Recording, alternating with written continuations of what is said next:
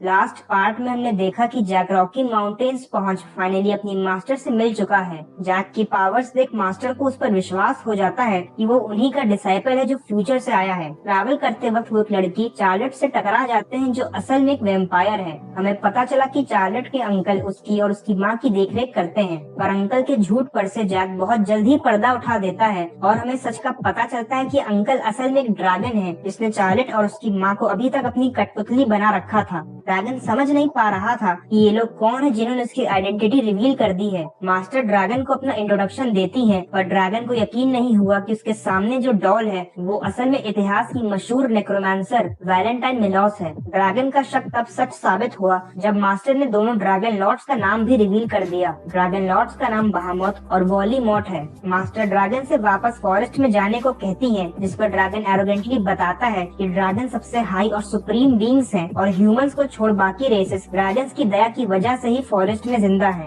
Master कहती है कि ये उसकी मिसअंडरस्टैंडिंग है, ड्रैगन्स ने कुछ भी नहीं किया और उनका अग्रेसिव बिहेवियर देख मास्टर ने ही उन्हें और ह्यूमंस को अलग किया था ताकि कोई वॉर न हो। मास्टर की वजह से ही ड्रैगन्स अभी तक कंट्रोल में हैं और ह्यूमंस भी शांति से जी पा रहे हैं। ये जानकर ड्रैगन मास्टर से बदतमीजी से बात करता है, जिस पर जैक उसे टोक उसका मजाक बनाते हुए उसे लिजर्ड से कंपेयर करने लगता है। ड्रैगन ने गुस्से में जैक पर अटैक किया, पर जैक ने उसका अटैक डॉज कर उसे ही किक कर दिया। ड्रैगन को विश्वास नहीं हुआ कि एक ह्यूमन इतना पावरफुल कैसे हो सकता है जिसकी एक ही किक से वो अपने घुटनों पर आ गया हो। जैक उसे उसकी औकात याद दिलाते हुए मास्टर से तमीज से पेश आने को कहता है। साथ ही में उसे उनके सामने आंखें नीची कर बात करने की धमकी भी देता है। ड्रैगन से इतना अपमान सहा नहीं गया और उसने जैक को दूर फेंक दिया, जिससे जैक घर के अंदर आ गिरा, पर उसे एक भी खरोच नहीं आई थी। वो चार्लेट को उसके अंकल का असली रूप दिखाता है और बताता है कि कैसे वो अभी तक उसकी और उसकी माँ की जिंदगी से खेल रहा था। ड्रैगन ने ही चार्लेट के पापा और उनके लोगों को भी मारा था। चार्लेट जो पहले से ही अपनी माँ के गुजरने के सदमे में है, उसे कुछ भी समझ नहीं आ रहा था, पर जैक उससे वादा करता है कि वो उसका बदला जरूर लेगा। जैक और ड्रैगन की फाइट शुरू हुई। जैक ने पहला अटैक किया, पर ड्रैगन को लगा कि जैक केवल हवा में ही तलवार चलाना जानता है। तभी वो रियलाइज करता है कि जैक ने अटैक उसे घायल करने के लिए नहीं, बल्कि उसकी शान, उसके बड़े बालों को काटने के लिए किया था। अपना ऐसा मजाक बनते देख ड्रैगन पागल हो गया और उसने जैक पर मैजिक अटैक किया। जैक ने बड़े आराम से उसके अटैक को कैंसिल कर दिया और जब तक ड्रैगन कुछ समझ पाता तब तक जैक ने एक और अटैक कर उसे धराशाही कर दिया। तभी जैक को कुछ याद आता है। इस ड्रैगन का नाम वैलेक्टस है, जो असल में ड्रैगन लूका का बेटा है। लूका उन 5 ड्रैगन्स में से एक है जो भी मैजिक बीस्ट फॉरेस्ट को मैनेज करते हैं। ड्रैगन को समझ नहीं आया कि जैक उसके पापा का नाम कैसे जानता है और हमें पता चलता है कि प्रीवियस लाइफ में जैक ने ही लूका का अंत किया था। जैक ड्रैगन को अगले 5 सेकंड में उसकी मास्टर से माफी मांगने को कहता है और अच्छा मौका देख ड्रैगन वहाँ से भागने लगता है।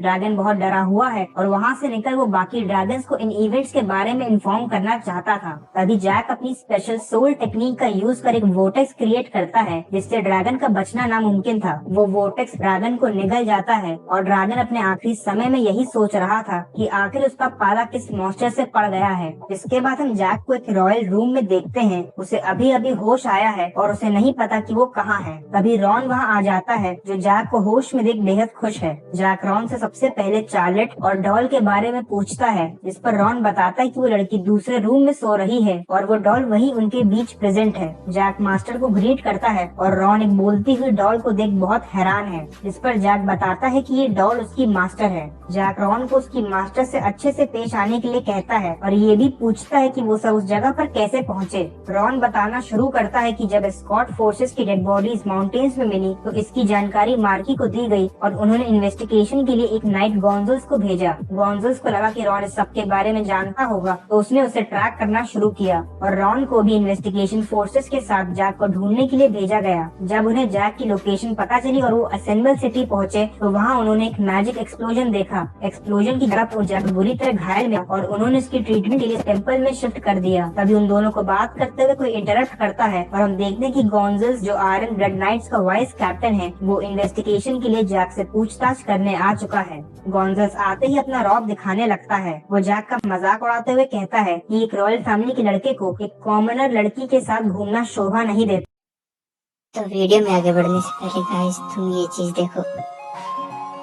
नहीं यार, ये क्या है यार? तुम लोग वीडियो देखते और सब्सक्राइब नहीं करते। तुम अपने भाई के लिए सिर्फ इस चैनल को सब्सक्राइब नहीं कर सकते? वैसे भी यार घर पे काफी प्रॉब्लम चल रही है यार, इतना तो कर ही सकते हो।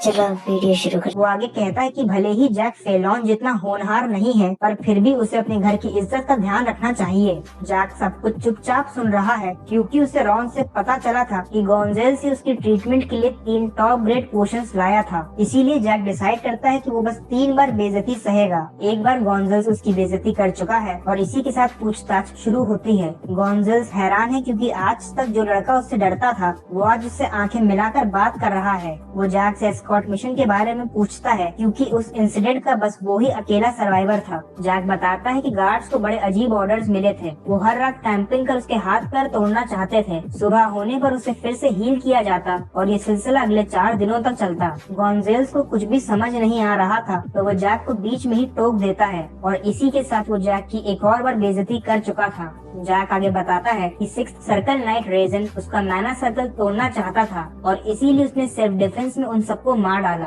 गोंज़ेल्स को ये सब मजाक लग रहा था और वो जैक से बदतमीजी करने लगता है। तभी रॉन उसे शांति से बैठकर बात करने को कहता है, जिस पर गोंज़ेल्स ने रॉन को ये कहकर धक्का दे दिया कि एक मामूली सा सर्वेंट उसे कैसे हाथ लगा सकता है। गोंज़ेल्स के 3 चांस ओवर हो चुके थे और रॉन से ऐसा बर्ताव करते देख जैक से भी रहा नहीं गया। उसने एक जोरदार पंच से गोंज़ेल्स को हिट किया जिससे वो तुरंत बेहोश हो गया। जैक रॉन से कहता है कि अब से उसे एक पावरलेस सर्वेंट की तरह जीने की कोई जरूरत नहीं है। रॉन एक 9th सर्कल नाइट है पर आज तक केवल जैक की सेफ्टी के लिए वो सबके टॉर्चर चुपचाप सहता आ रहा था, पर अब समय बदल चुका है। रॉन गोंज़ेल्स की धुलाई शुरू करता है और उसे सांस लेने का भी मौका नहीं मिल रहा था। रॉन को देख गार्ड्स को भी अपनी आंखों पर विश्वास नहीं हुआ, पर हैरानी की बात ये है कि रॉन जो एक मैजिशियन है वो मार्शल आर्ट्स का यूज कर गोंज़ेल्स से फाइट कर रहा था। गोंज़ेल्स को सबक सिखाने के बाद जैक उससे बात करने आता है। जैक जानता है कि गोंज़ेल्स एक केपेबल नाइट है। मार्की के सामने उसकी अच्छी रेपुटेशन है और कम उम्र में ही उसने काफी कुछ अचीव किया है। गोंज़ेल्स को जान से मारना उसका टैलेंट वेस्ट करने जैसा है और यही सोचकर जैक उसे एक ऑफर देता है। वो दोनों बात कर ही रहे थे कि तभी मास्टर रॉन के पास आ जाती हैं। उनका सम्मान करते हुए रॉन खुद को इंट्रोड्यूस करता है पर मास्टर ने उससे कुछ ऐसा कहा जिसे सुनकर उसे जोर का झटका लगा।